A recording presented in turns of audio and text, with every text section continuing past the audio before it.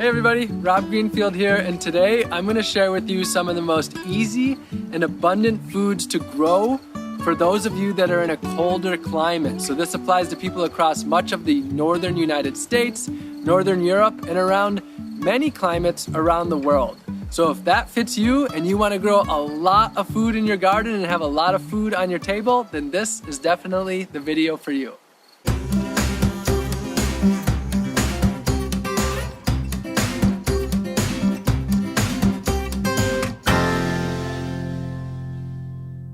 A lot of you know me for my year of growing and foraging 100% of my food, where literally everything that I ate for a year was either from my garden or foraged. But I did that in Florida, in a very hot climate where I could grow food year around. A lot of people saw what I did and they thought, oh, you can only do this because you're in a warm climate. But the truth is, warm climate, cold climate, as long as you work within your region, you can grow an incredible amount of food. And a lot of the most self-sufficient people that I've ever met live in cold climate places like Wisconsin or Ohio or New York. So there's so many foods that you can grow. It's just about growing what grows well and abundantly in your area. So when I'm talking about easiest and most abundant, easiest means they grow really well. It's hard to kill them. Even if you have what you consider a black thumb, there's a good chance you'll be able to grow these and walk away feeling like you have a green thumb. And then abundant means that they produce a lot of food.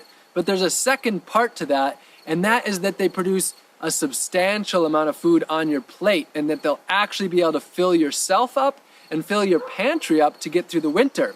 Because that's the key in the colder climates. If you want to grow a large portion of your food, it's that you produce as much as you can during those growing months, during the growing season, and then you store it in jars, in freezers, dehydrating it and such, in order to be able to make it through the winter with the food from your garden.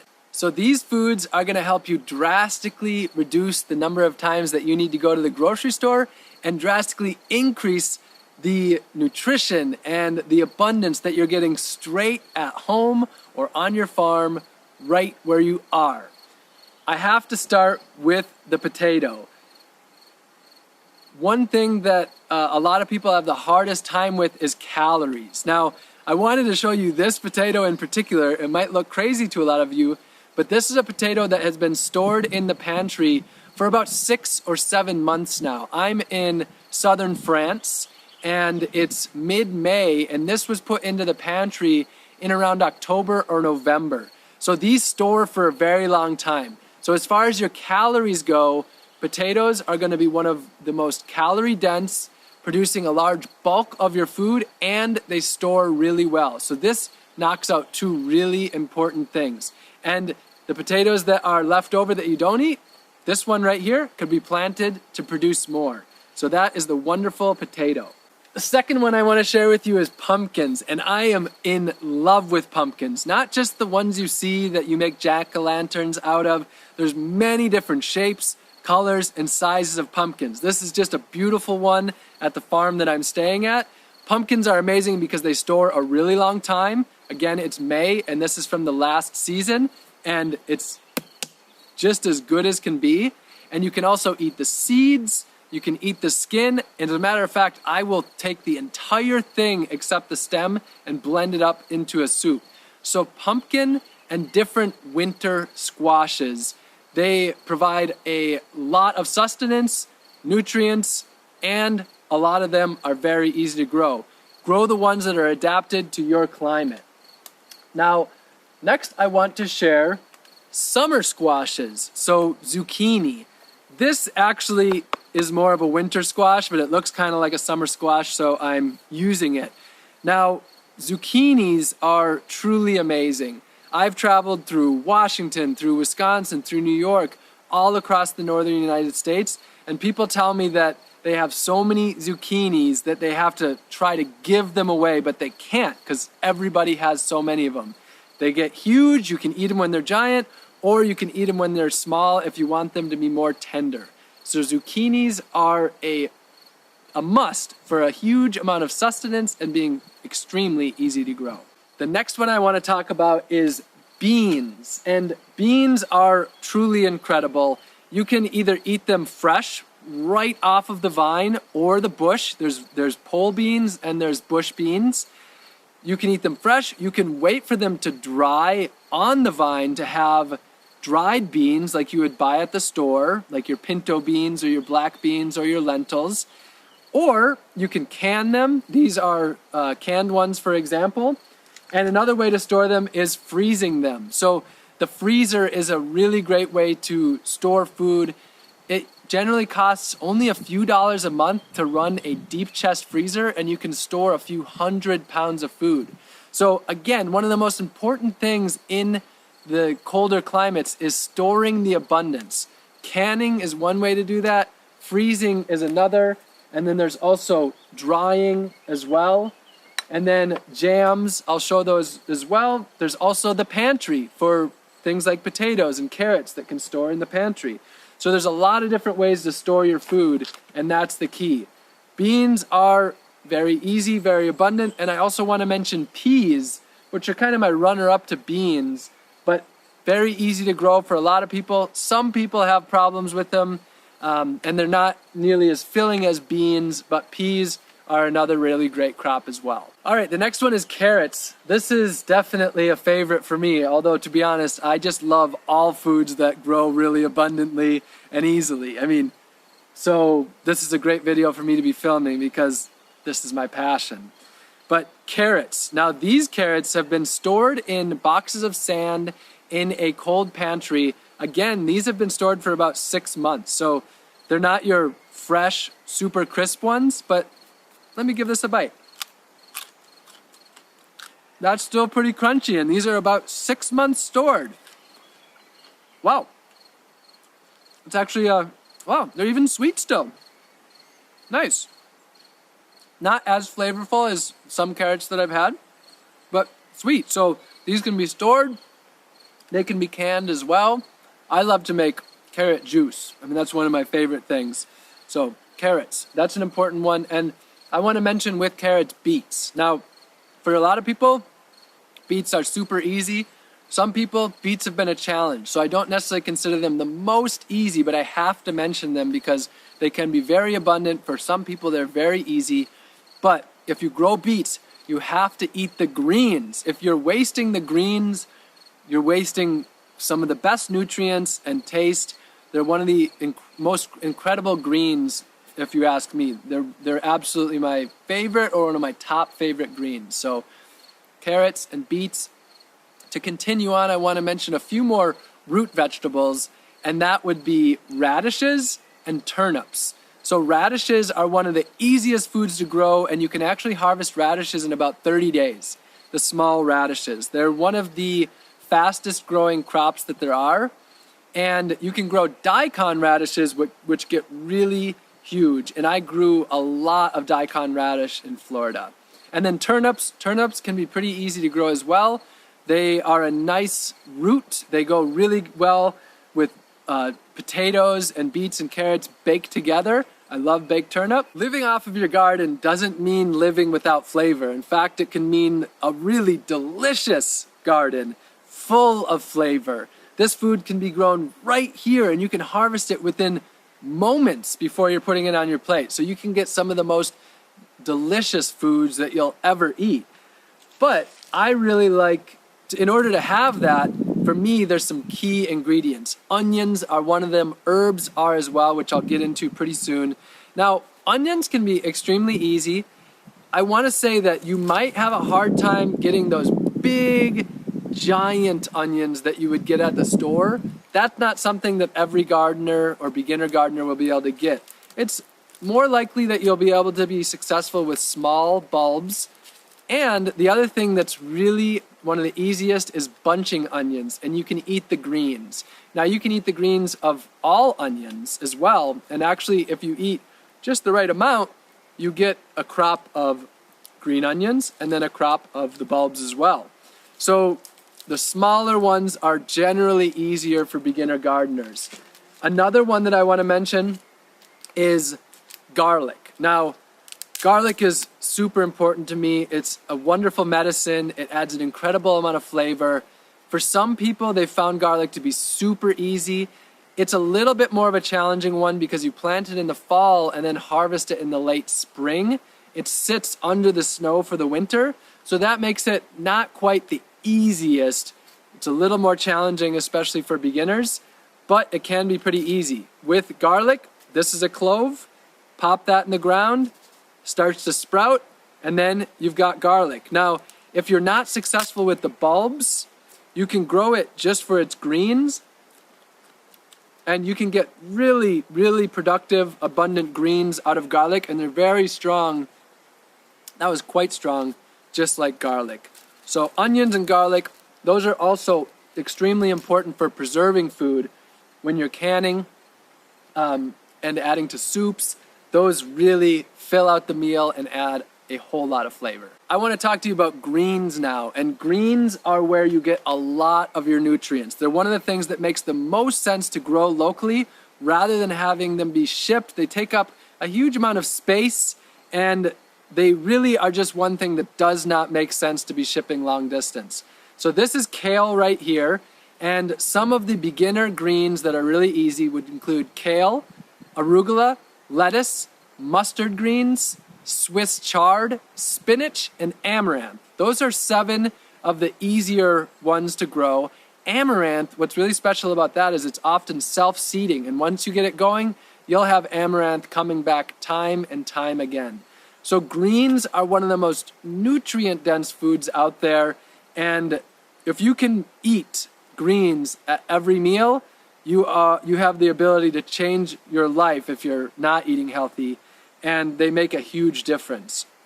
Now, greens are generally what you're going to be eating during the months, during the growing season. A lot of people don't preserve their greens so much. You can, and one of the greens that's easiest to preserve is sauerkraut. So this here isn't exactly sauerkraut. This is more like preserved cabbage. Sauerkraut, though, comes from cabbage, and you can store away jars and jars and jars of sauerkraut. It's just salt, cabbage, and not even water. And then you can add in other things if you want, like herbs, but literally just salt and cabbage stores easily through the winter, and it's delicious, adds so much value to your meal. The fermentation of it through wild fermentation actually increases the nutrient value of it. So cabbage is one that grows pretty well, stores, and makes a really value-added food to add to each of your meals. Can't say enough about sauerkraut. And if you're interested in wild fermentation, check out Sandor Katz's book called Wild Fermentation. It is a must-read if you're going to get into the storing and fermenting of foods. All right, next I want to talk to you about herbs. These add incredible amount of flavor to your meals. You can make teas with them, and they are often one of the absolute easiest things to grow. So some of the herbs that I'm going to mention are basil, dill, cilantro, oregano, rosemary, thyme, and mint.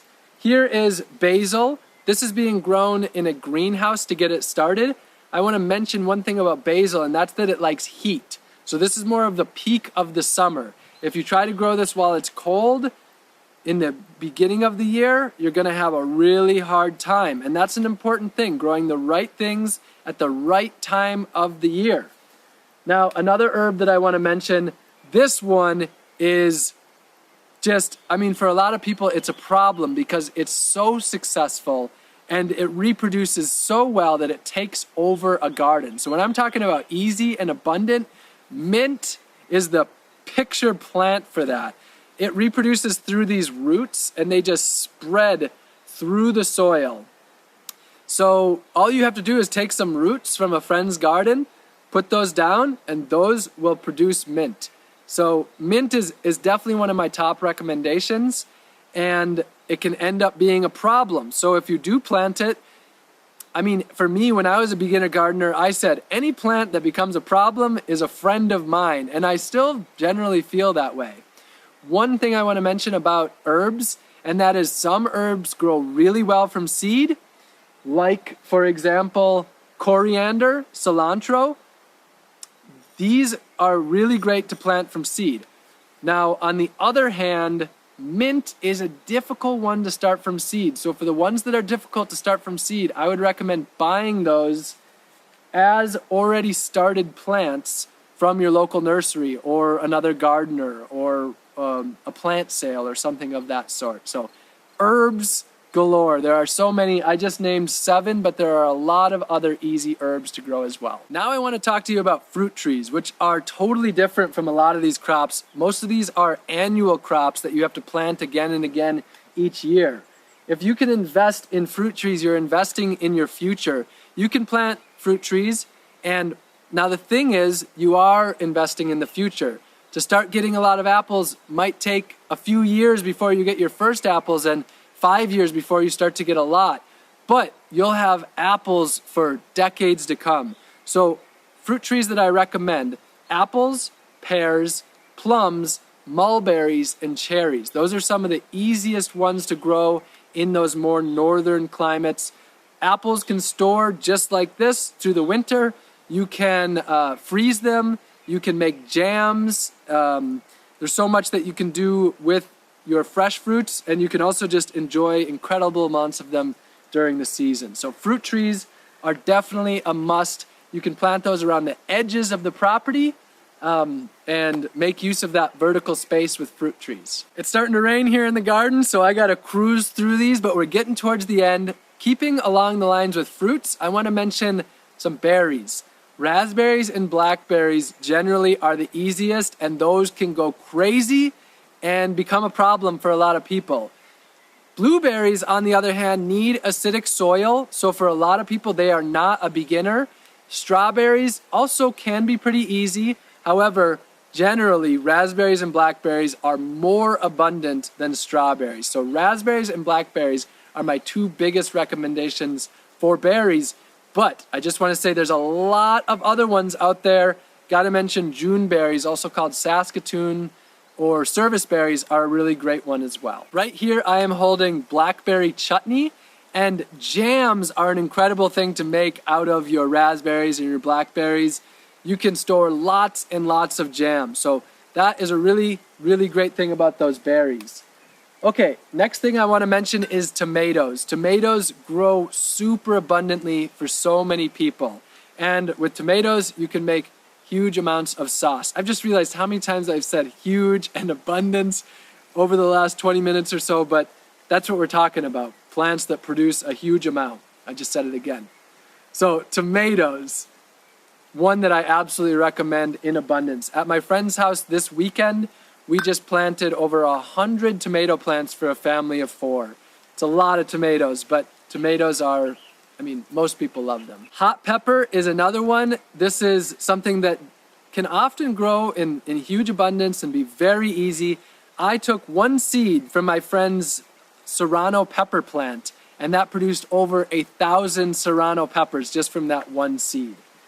Another thing that I want to mention, sometimes this is a little bit harder, but cucumbers for making pickles. All right, I've got 2 last ones for you, and these are perennials. And with that, I want to mention that I really recommend perennials.